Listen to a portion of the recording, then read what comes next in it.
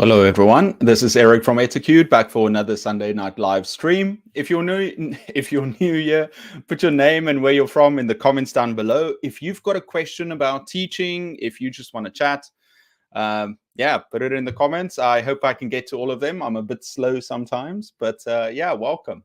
If you're new here, how many times am I going to say that?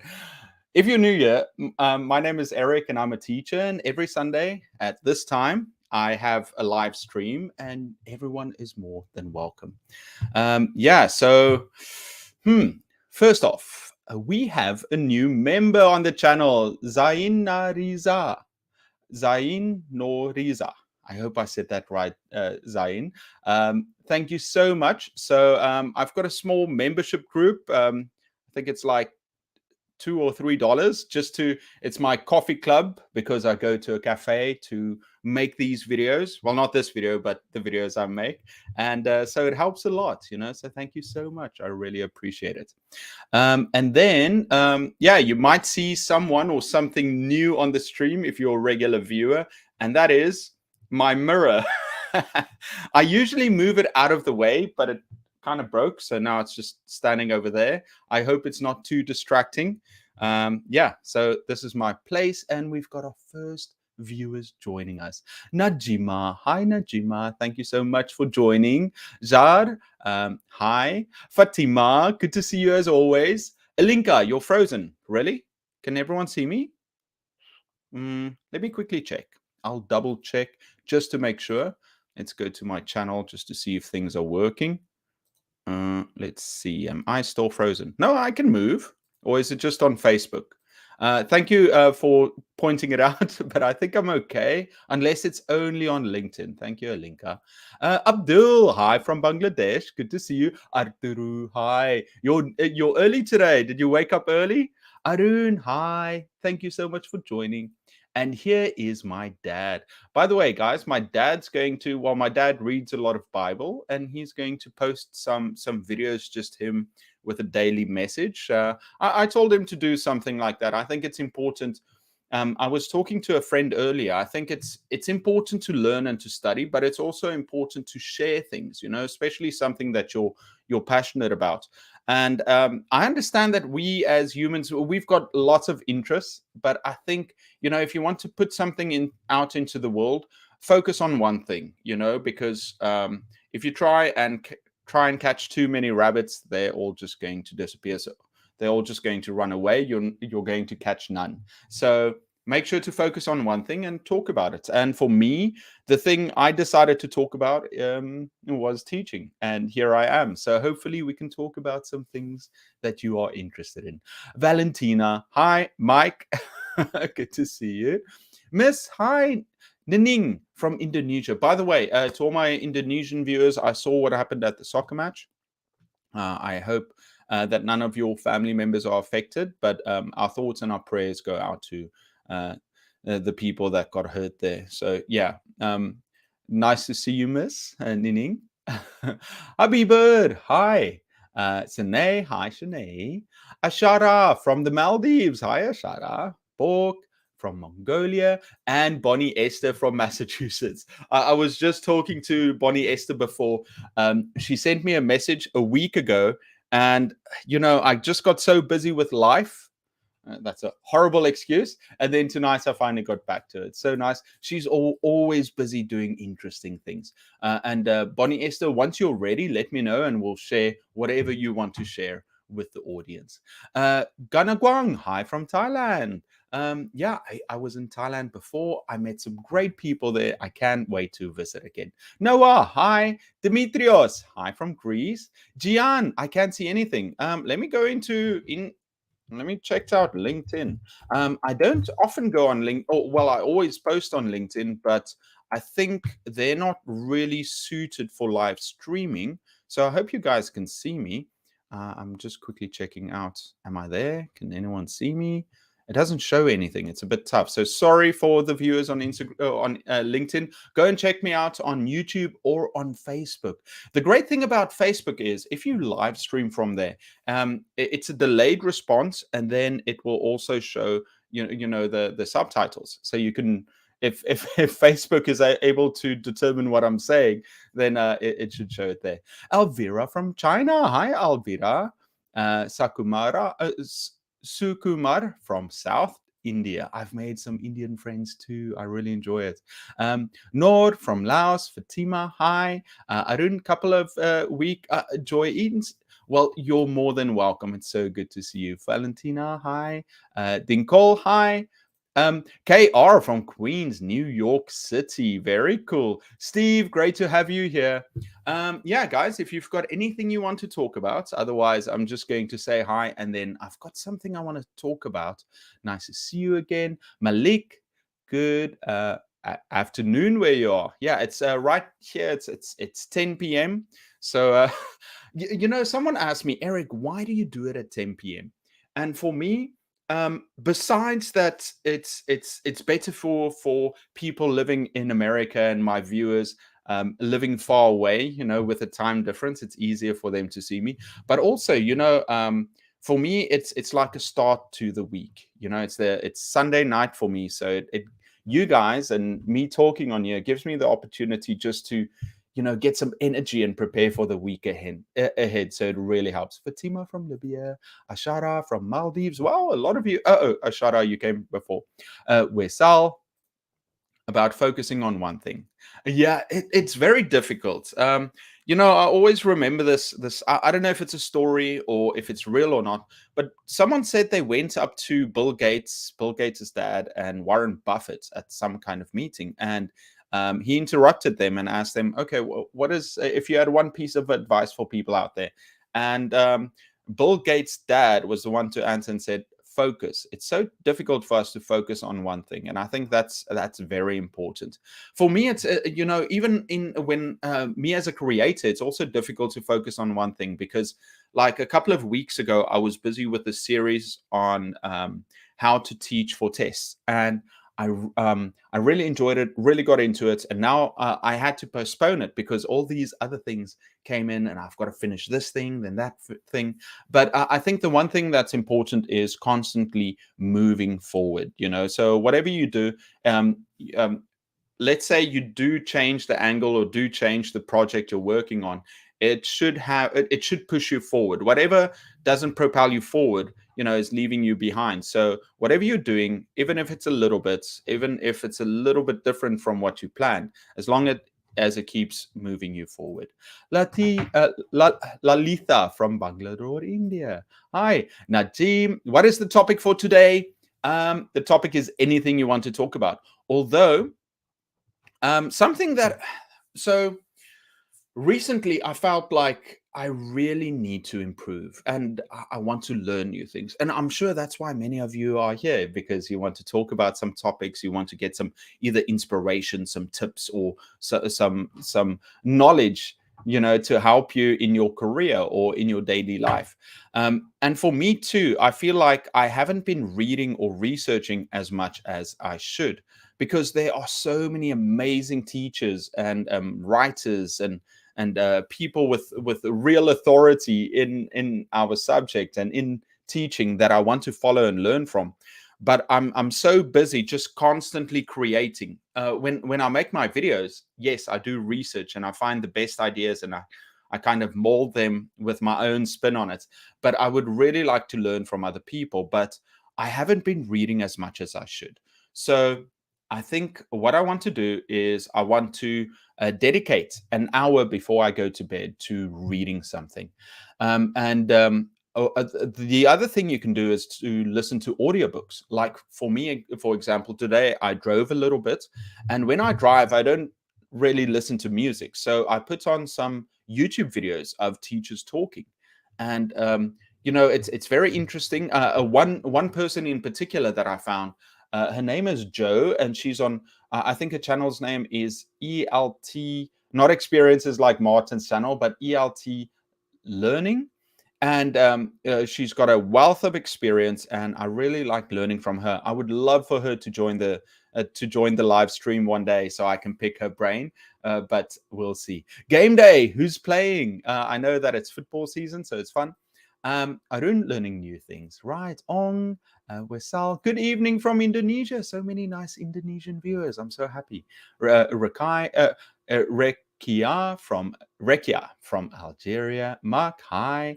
Hikmeter from Istanbul. Miss, thanks for your sympathy. Yeah, and so the other thing is that I wanted to say is, so I want to learn these things, so I put on audiobooks. And that is also the reason I have the channel, is because I would like to put it's sometimes it's difficult to gain that knowledge. Not every teacher is going to sit down and and go and read a paper or do research on a topic. So I want to make whatever I'm learning accessible and useful. So in the future, I would also like to create things like that. And if you have anything that you would like me to focus on, please let me know so I can make videos about it. Fortunately and unfortunately, I've already got so many things that I'm working on at the moment, but I'm always open for new suggestions. Sine from Turkey.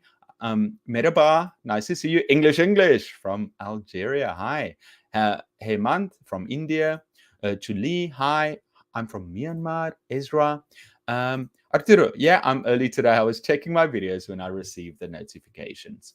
Yeah, so I was listening to ELT learning, and I think the one thing that I really want to focus on is grammar. I think that's always it.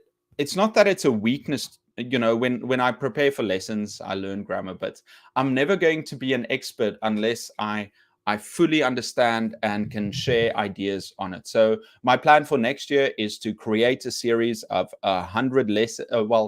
100 videos based on specific grammar and how to teach it. So I want to explain the grammar, I want to give examples, and I also want to share activities and resources for using it. So my plan is, for the next couple of weeks, I've got lots of videos coming out on activities. I'm also making some videos on teaching tips. Like, for example, I'm working on a video now for one-on-one, how to teach one-on-one, which I believe would be useful for English tutors and if you're teaching online, if you're teaching one-on-one online. So that's a video I want to bring out. But once that's done, in November, my channel goes to sleep. So for some reason, in November until February, not a lot of people search for teaching content. So that's a time for me to only post one video a week. And that will also give me time to research and plan and write for next year based on teaching grammar. So that's my plan for the future. Nude, how are you? I'm fine, thank you. Sam, hi. How can I improve my English? By using English. And also, I think what's very important is to have a plan for it. Now, one thing that I think is very important is to, as English teachers, we especially when we teach beginners, we want to focus on things that we can finish. So, for example, you can teach a topic on color, so you're going to teach all the colors, or you're going to teach something about sports or body parts. Now, honestly, it's useful to learn about those things. It's useful to learn about body parts. It's useful to learn different types of grammar, so vocabulary, grammar. But I think the most important part when it comes to teaching English and also learning English is to focus on things that is useful to you and that is applicable, immediately usable. So you want to focus on things that you can use in your life.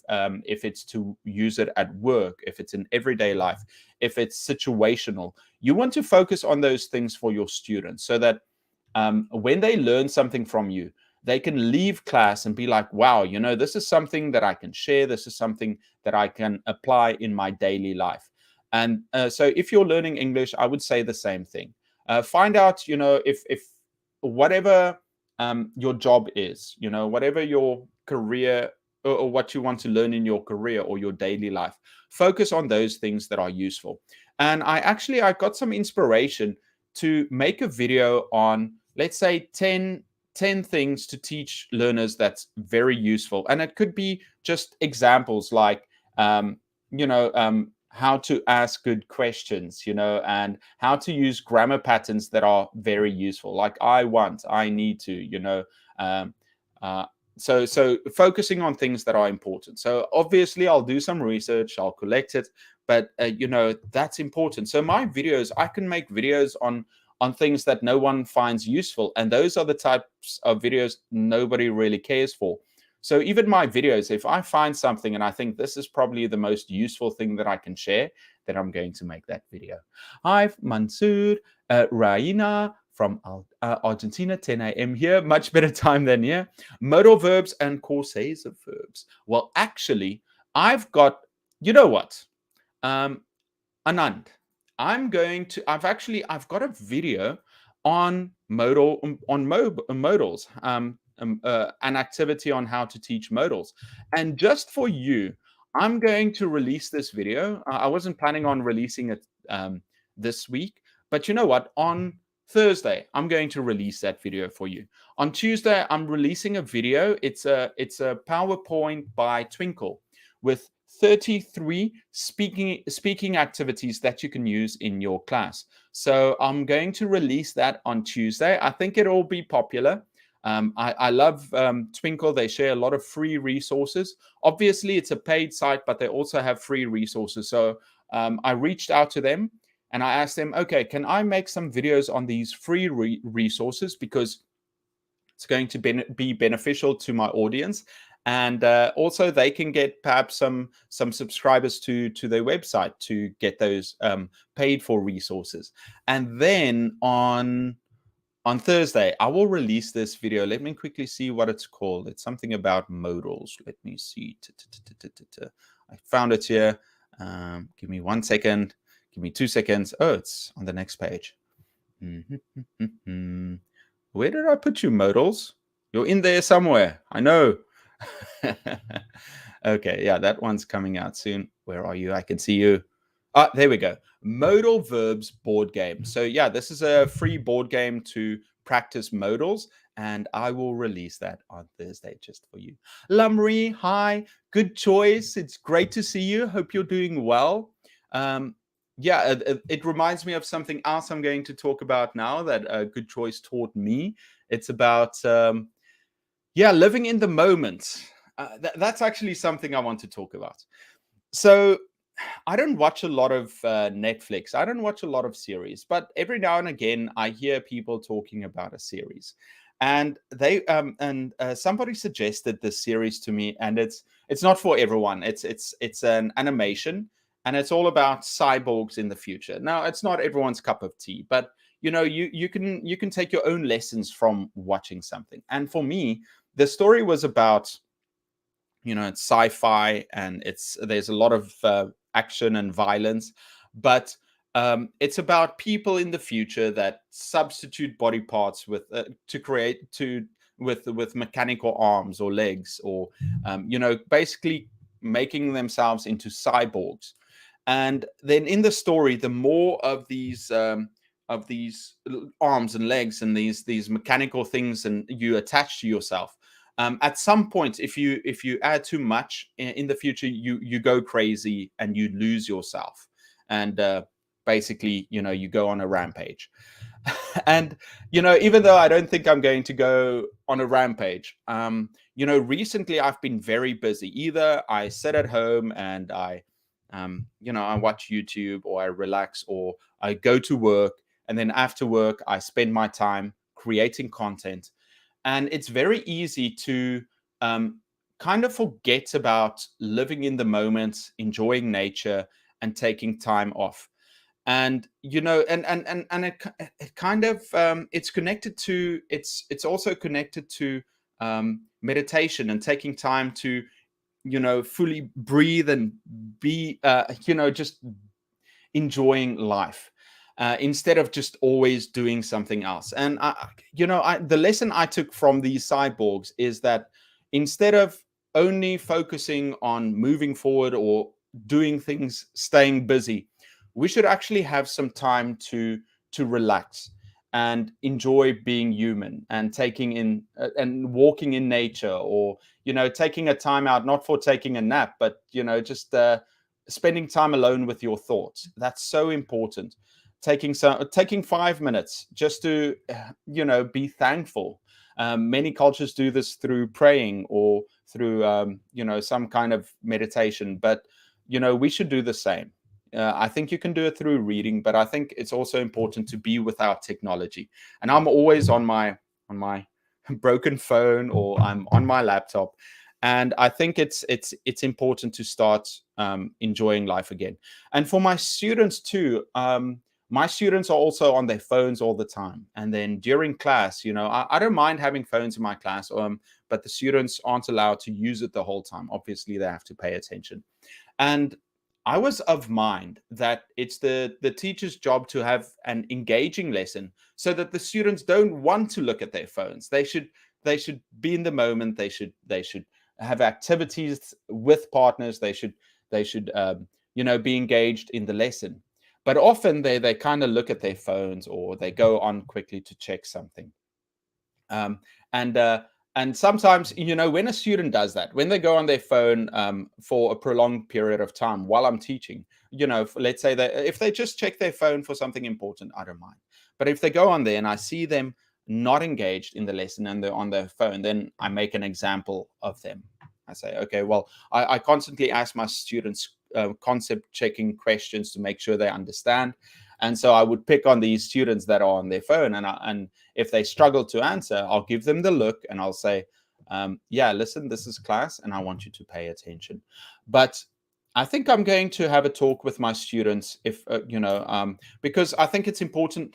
I think a lot. I think it's important for teachers to also share knowledge with our students, to help them also not just in improving their English, but also teaching them these ideas and life skills. And I'm going to tell my students, what?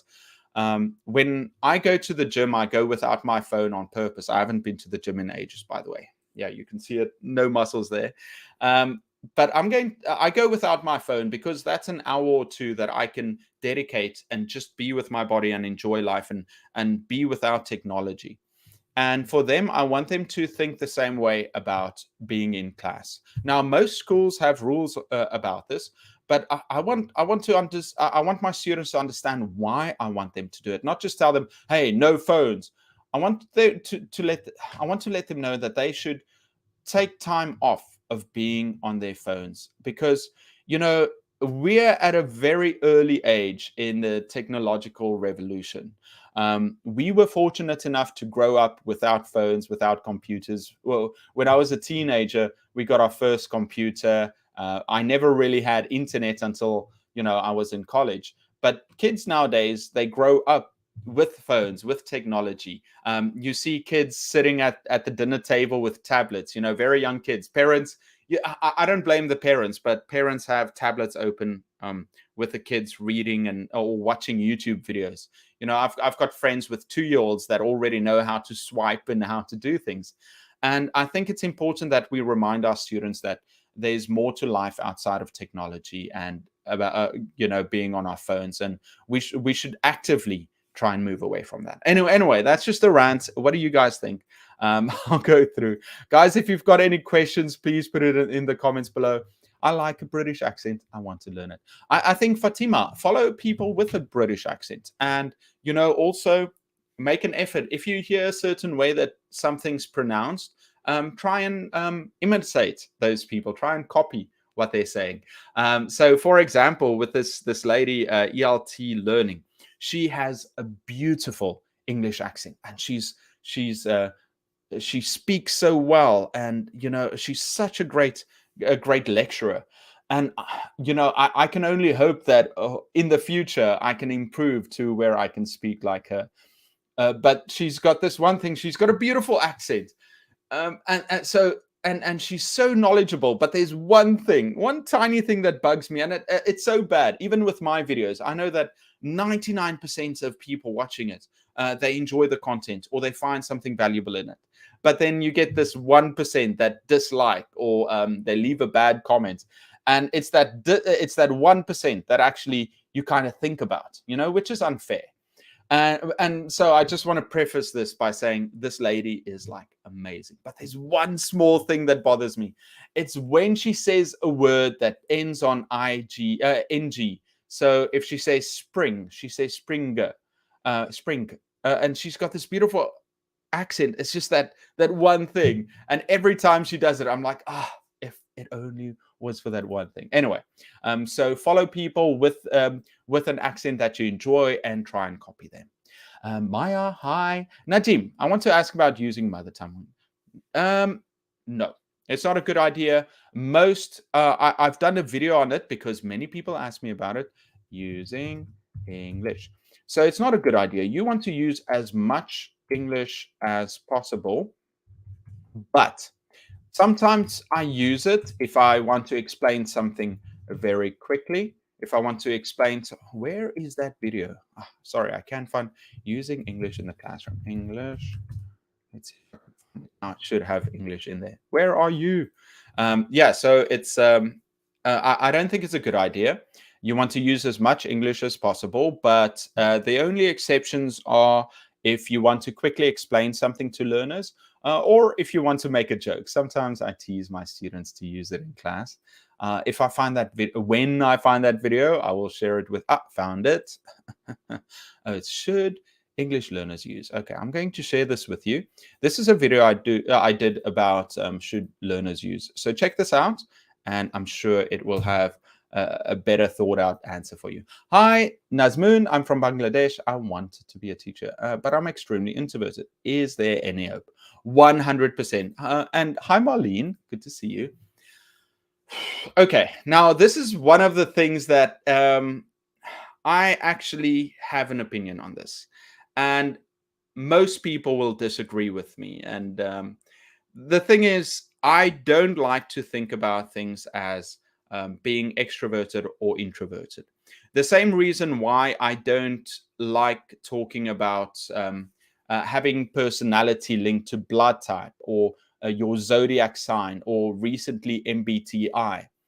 And MBTI is very popular in Korea. I really want to make a lesson plan on making a lesson on MBTI. I think that'll be fun. I really want to make that, create a PowerPoint for it and make a lesson on it.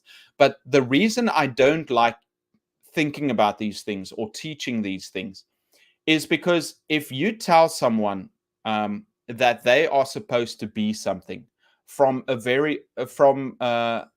very early age, then it's going to kind of corrupt their thinking. And I use the word corrupt because, we are very susceptible to what other people think and about things that are there. So if you go out and you say, for example, in my case, if you say you are a Pisces, and in Pisces, they say, most Pisces are shy and they are very fluid and things like that.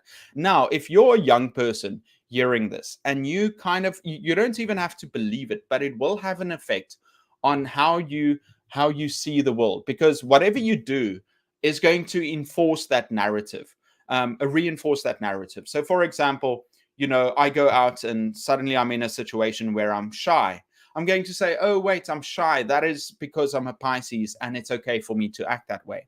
And whereas if somebody told me, oh, you're a Taurus, you're supposed to be confident. If I'm in a situation where I feel very strong, it's going to reinforce, oh, yeah, I'm a Taurus. That's who I'm going to be. And I'm going to act a certain way based on that belief.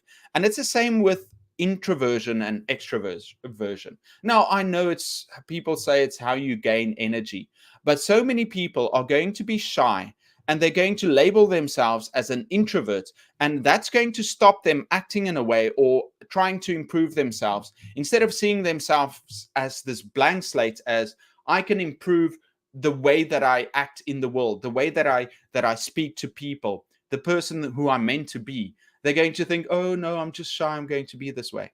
And other people are going to be like, I need to be boisterous all the time because somebody said I'm an extrovert.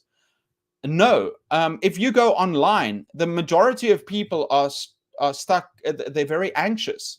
They're very anxious and they're afraid to go into social situations. And then they go in these social situations and they think, well, I'm not it's okay for me to be a little bit, but my energy is draining. So now I've got to go and sit in my own room for an hour and be on my own to recover energy. Whereas if you told someone everyone's an extrovert, if there wasn't such a thing as extroversion or introversion, and everybody was just to be supposed to be who they are, then they are more likely to realize, I'm a teacher, I'm going to go into the classroom, and I can learn these skills. I can learn how to look at people in the eye. I can be more of an authority. But Nazmun, if you go into the classroom and you think, I'm an introvert, I'm kind of shy, I can't get my points across, I can't, control my classroom, I can't tell the students, I can't be the leader in there because I can't really speak that well, and I'm a gentle soul, you're going to fail.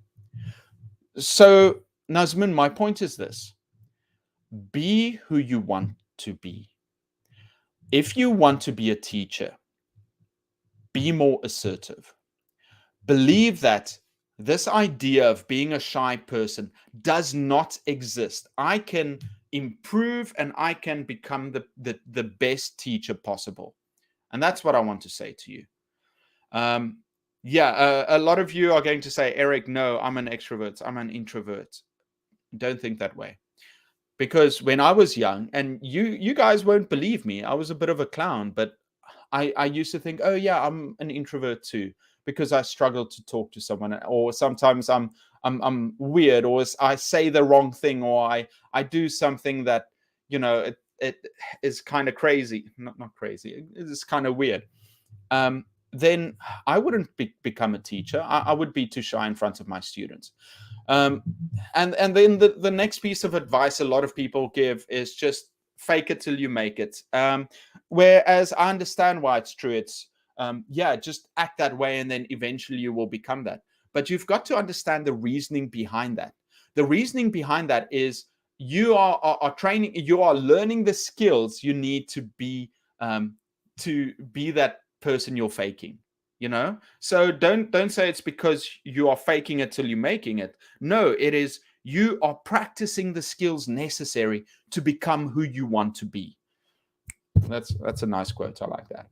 Yeah. So yes, Nazmun, learn, improve, and face your, not demons, face your challenges. Whatever you think is wrong, or whatever you think you need to do that, and know that you will be stronger once you get to the end. Anyway, that's what I wanted to say. JR, regular meditation is great. I need to meditate more too. Prasanti, hi. Joel, hi from South India. Hi. Good to see you. Raise your I have in the past, when I teach my students, sometimes I take candy and I'm like, hey guys, here's some candy, let's have some fun. If I'm only teaching short classes, why not? If I'm teaching younger learners, it makes it more fun. Natalie, hi, and you are an English teacher. Good. Rubar, hi. Greetings from Vietnam. Currently teaching in Vietnam. I want to know some recommendations on my further steps. I don't know what to choose. Delta, master's degree, or teacher's license. It depends what you want to do. If you want to teach at an international school, I would say go for a teacher's license, or if you want to teach back home. If you want to pursue, if you want to pursue further studies like a master's degree, I would say first teacher's license, because that will enable you to get a job where you want to get it. And then next, if you want to focus on teaching English as a second language, then you're going to go for your Delta. I still don't have my Salta, but I'm very interested to go and do my Salta and then share my experiences with you guys, and then eventually the Delta, because that is what I want to do. And then your master's degree. Now, what I did was I studied my bachelor's of education. I did my TESOL, but that doesn't count for much. And then I also got my master's degree in education. What I would like to do is, first, my focus is on this channel and providing value to people out there and other teachers out there. And then I want to study and I want to research everything I can. I want to master the content, and I want to know everything about teaching. Once I do that, then I want to go and do my Salta to see, okay, well, what skills can I improve on? Then do my Delta. And I think once I start a family, maybe in 5 to 10 years, if I've got some toddlers and they don't need me, and I've got YouTube under control, then I would like to go for my PhD and study further if it's possible. But that's what I would like to do. And you've got to think about it the same way. What would you like to do in the future? May Wish, hi. Elsie, hi from India. Wow, so many viewers from India. So nice to have you. What is that word again? Shandari? Shandari. I think I'm saying it wrong, but I heard it's like a very old way or a traditional way to say pretty girl. Shandari? Shandari? I need to say it right. Linda, hi from Mexico. I'm fine, thank you. Ruba, yes, audiobooks. Good. I tried it. Yeah. I think so I would like to gather all the information, write books, and then also put it on audiobooks because it's so easy to listen to. Like you so much. It's so fun. Thank you so much for your kind words. But I think there are so many other people that you should listen to. I'm just talking here and I stutter and I struggle to find words. So I think one of the reasons for that is where I'm teaching. So I teach beginners, and I really need to use basic English, and I've got friends around, but I don't really get a chance to speak that much or to speak to a degree that I should. So very kind comments, but I think what you want to do is find someone that you can really model yourself after. Omar, hi. Manai Noyo, hi from Myanmar. Charles, just following. I find your content very interesting. Thank you. I again suggest effective way for teaching the alphabet. Yeah, so I think I still need to do the video on how to teach phonics, but the easiest way is to have flashcards for the students to repeat, to write down the letter and then to use it in words so that they get used to the pronunciation. Obviously, the thing is with the alphabet itself, they should repetition is very important for young learners where they continue writing it, and then make it fun. Use chants with young learners, using those letters in words that they get accustomed to it, and then fun games too. You can play flashcard games. I've done videos on flashcard games. There are also other games that you can play with younger learners too. Now, ideally, I've been promising you guys for a long time to do the video on how to teach pronunciation and how to teach young learners. And I've done a video on it in the past, but I would like to redo that video for everyone out there. Hi from Thailand. Good morning from Peru. Hi, Wilder. Blurta, good to see you. Dana from Syria. Hi, good to see you in nursery. Yeah, I really respect teachers that teach kindergarten. Surab, hi, fascinating live stream. I don't know. I'm just here talking. And if people say something or if you enjoy it, I really enjoy it. By the way, guys, this is so Malik, this just came out maybe 20 or 30 minutes ago, 25 minutes ago. So I'm very late. I'm sorry. Teacher from a government primary school situation. Parents speak the except school areas. It's very challenging. Yeah. So your school should be your classroom should be an environment for them to practice their language. What's very important in rural areas too is having role models for those students. So if you put up pictures of maybe sports stars, let's say who's India's captain right now, like Sachin Tendulkar, you put up, or any of the Bollywood stars, you put up a video of them speaking English, because they've had to learn. And these kids see these people as role models. And if they know that part of becoming successful for that role model was to learn English, then they would have more motivation to learn too. Then in your classes, what you want to do is you want to practice skills that are useful to the students and that they can practice outside, that they can show off to their parents and people in the community. So yeah, make it useful to your students, give them role models, and also use practical English that they can apply outside of class. Okay. Prasanti, we saw you the first time. Why can't I hide you? Let's put you in a timeout. Arturo, Eric, how's the weather like in your country right now? Well, it's beautiful. Fall is coming in a week or two. The leaves are going to start turning brown and falling. And I like to go to cafes and check it out, do some hiking if I can. But yeah, the countryside is just full of people going hiking. So lots of traffic, but I would like to do that. How about you, Arturo? It should be fall around there too, but it doesn't get too cold there, does it? No, my problem is I feel reluctant to speak. I don't know why. Yes, confidence, that's confidence, but you can also you can make it easy for yourself. Now, we do this for our learners. We're not just going to tell our learners, okay, hey, listen, you should speak. So what you do is whatever you're teaching your students, whatever you want to talk about, what I sometimes do is when I do my live stream or when I have an interview with someone and they're speaking, whatever idea comes into my head, like just a word or phrase that I think of, I write it down. Now, you can do the same. Write down some key vocabulary that you would like to focus on when you speak. Don't write down a speech at all. Just write down some key vocabulary, things that you want to focus on. That way, when you're speaking in front of your students and you feel anxious or you forget, you just look down, oh yeah, this is the thing I wanted to say. And then you do that. You can do that with some expressions that you would like to share or some key vocabulary, so that if you do get stuck, you've got this lifeline, you've got something, that you can look at. So do that, Noor.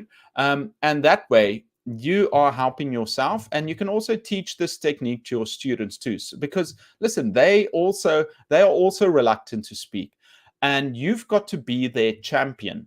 Because if their teacher doesn't want to speak, you're going to focus on writing, or you're just going to focus on grammar, and the students are going to get that idea of like, wait, if my teacher is reluctant to speak, maybe who am I to do it?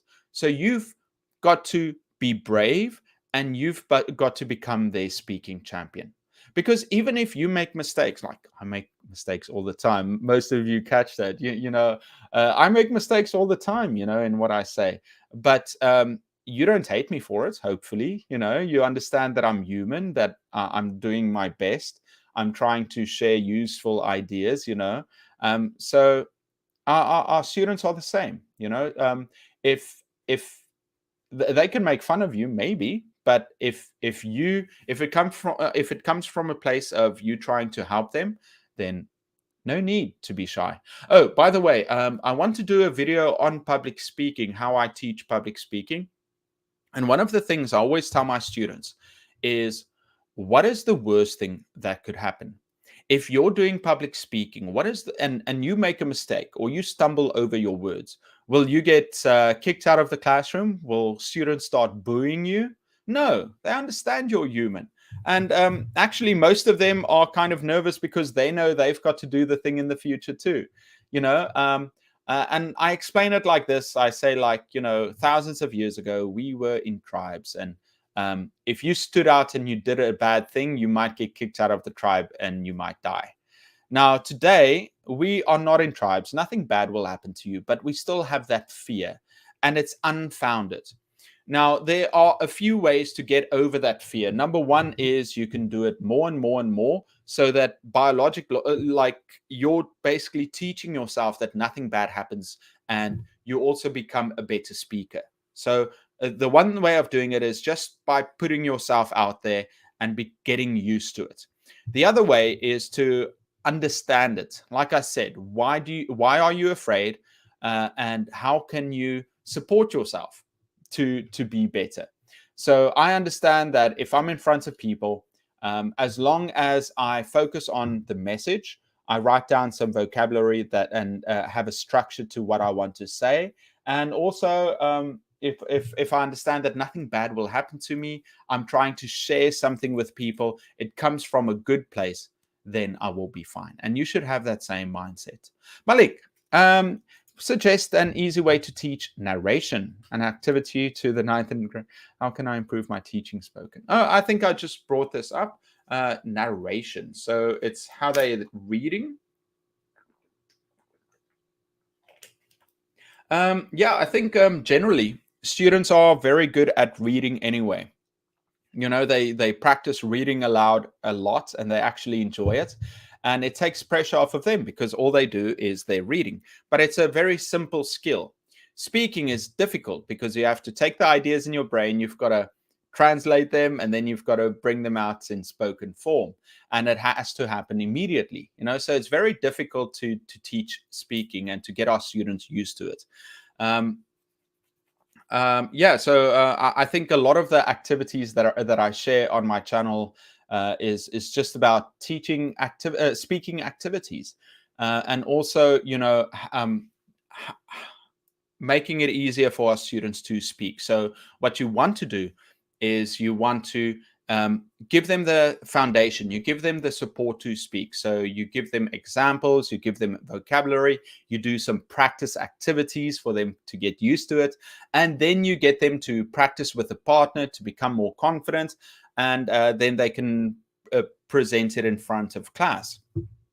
And yeah, so you do that with your students and they will improve their speaking too.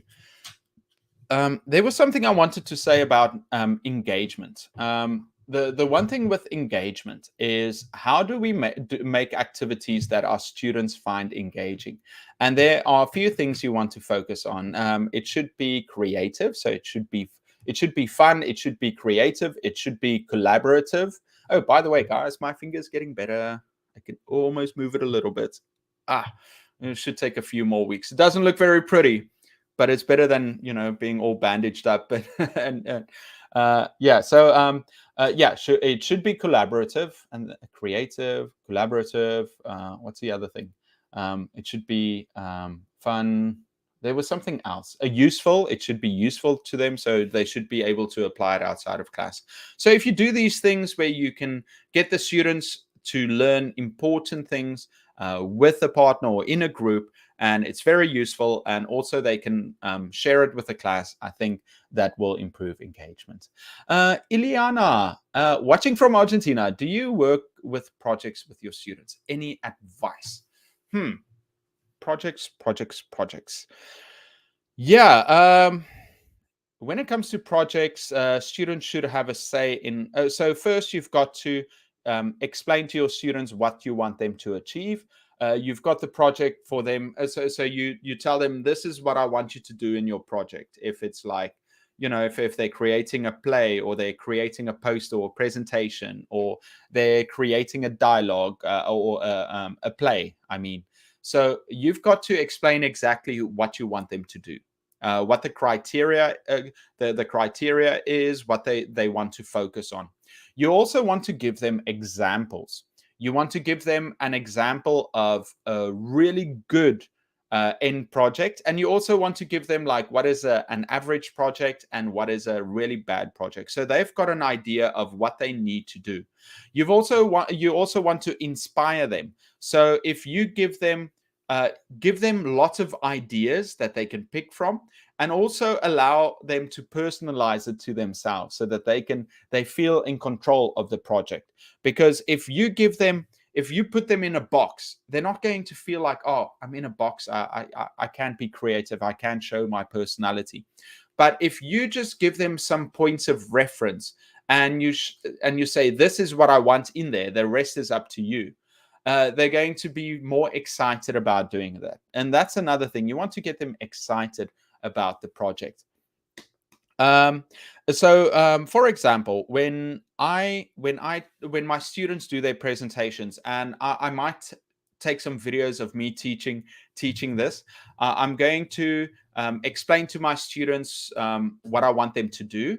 I'm going to give them examples of what I want their presentation to be like. I'm going to show them what I want in PPTs. I'm also going to show them some things they don't want to do, some common errors that I see.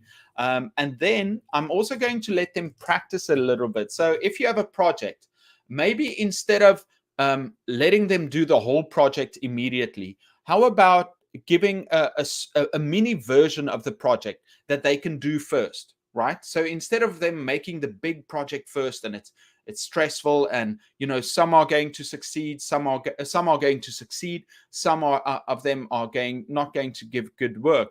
First, let them do a miniature version of that, and then after that, they've got an idea of how to do it. They've done it already, so that's going to give them a boost in confidence, and then they're going to attempt a larger project. So, for example, with the presentation, I'm going to teach them how to do it. I'm going to show them some pitfalls and some problems that some students have. But I'm also going to let them do mini presentations. So what I'll do is I'll write some easy, simple topics on the board. Hobbies or food or like friends or events. And then I'm going to say, okay, I've got 20 students. I've got 20 topics on the board. Okay, let's start picking. Who wants this topic? Every student picks a different topic. I'm going to say, okay, I want you to create a 1-minute speech. Now, I'm going to have gone through exactly the structure of the speech, what I want them to do. Introduction, your body that gives 3 reasons, each body leading into the next one. I'm going to create a conclusion, a call to action. That's what I want in your speech. So I want you to create a 1-minute speech on that simple topic, and I want you to include it in the structure. So that's going to give them a framework, but it's also going to give them the freedom to create it however they want to. Another thing that I know another friend does is he does a 5-sentence presentation. So they should have an introductory sentence. They should have 3 body sentences and then a conclusion. What I would do is I would add the call to action. So I would make a 6-sentence presentation. Now, once they've done this, now, number 1, they've done a small project already. They've done a small example. Number 2, they've gained some confidence because they actually completed it. And also, number 3, it's going to inspire them to create something better in the future, because now they've already done this one, but they couldn't do everything they wanted, but now they've got some ideas that they want to use in the bigger project. So yeah, that's just something that I would think about, Ileana. Suggest to confidence. Yeah, I think I spoke about it, Noor. I'm good. Hi, Umari. With Grader? With you, Grader? What's that? Hi. Hey. Kim, hi from Vietnam. Yeah, I think I just spoke about that before.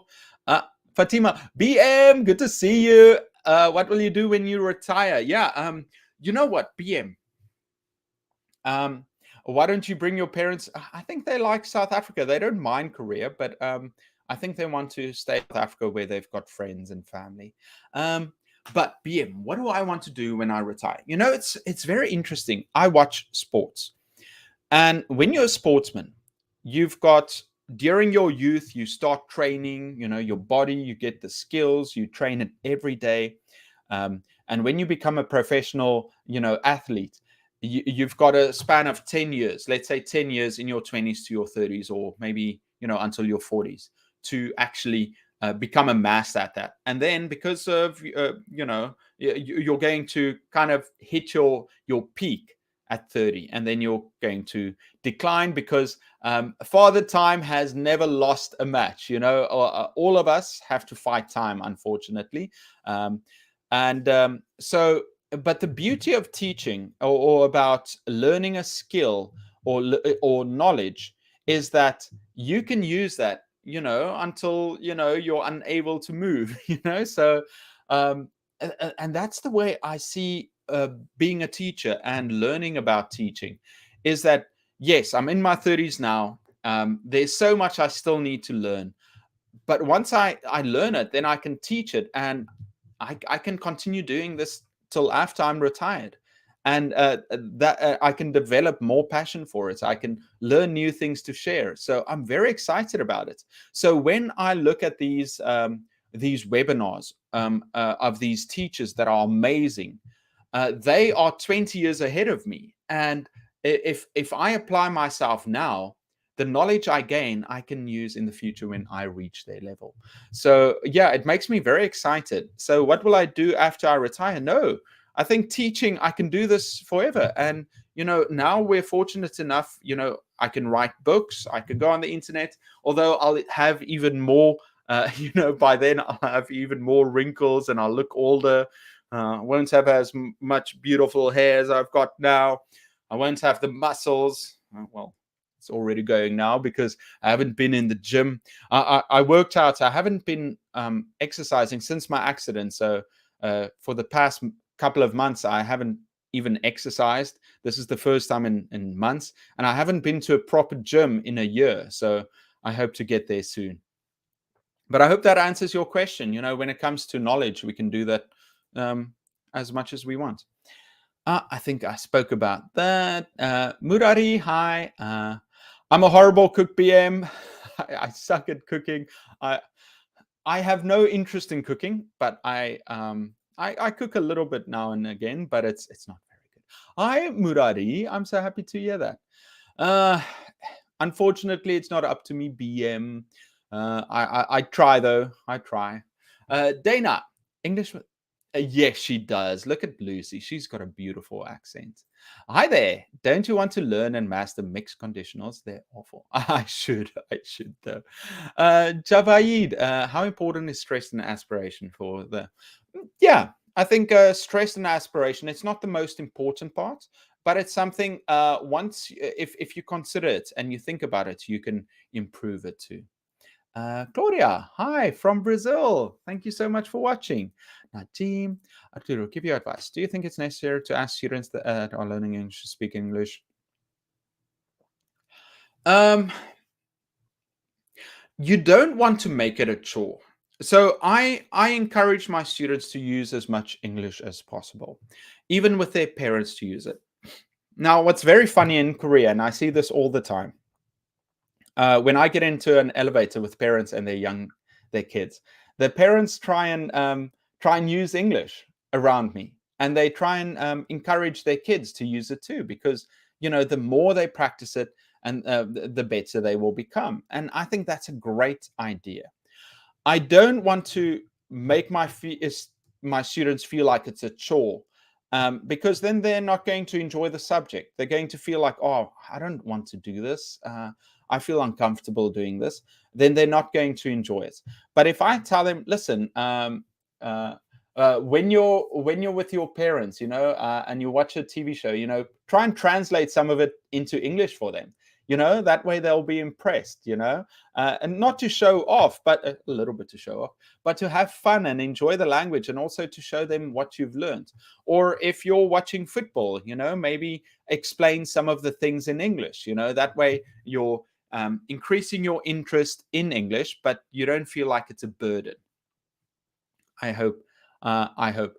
Is it possible? No, BM, it's not possible. I don't think I've ever had any feelings to any of my students, even though they're, the university students. I've never had any. I'm very professional when it comes to it. And yeah, no, not at all. Good question. I know a lot of people ask that, like, obviously, yeah, not at all. They're my students. I have no feeling like that. I care for them, but nothing else. Sabah, get your students to have fun, to use the language, give them vocabulary, teach them the grammar, and then get them to speak and feel comfortable with it, Sasu. We're almost, it's all in one's mind. Hi, thank you so much. I like this live. Thank you, Shaw.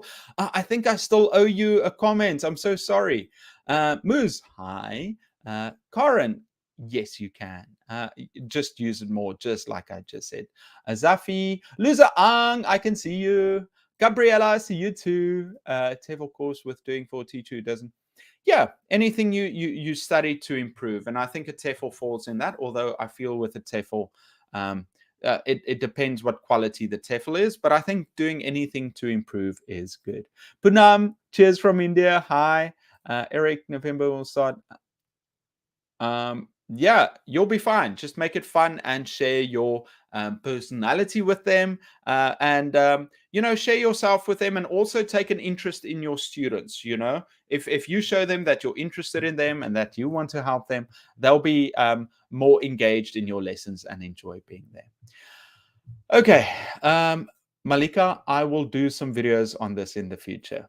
Everyone, thank you so much for joining. I know I didn't get to all of the comments, but yeah, thank you so much. I appreciate it. Everyone, have a fantastic week, and I'll see you next time.